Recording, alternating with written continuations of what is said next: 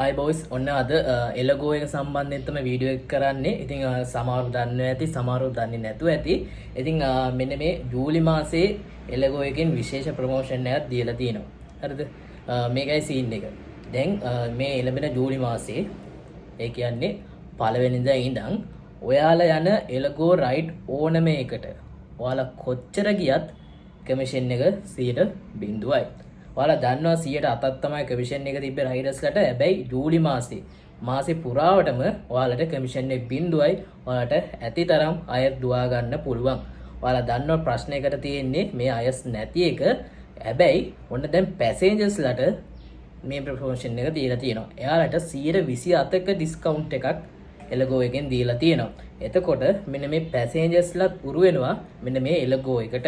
ඉතින් මේක තියෙන්නේ ජූලි මාසේ පුරාවටම. ඒ කියන්නේ පළවෙනිදා ඉඳන් 31 වෙනකන් මාසෙම තියෙනවා.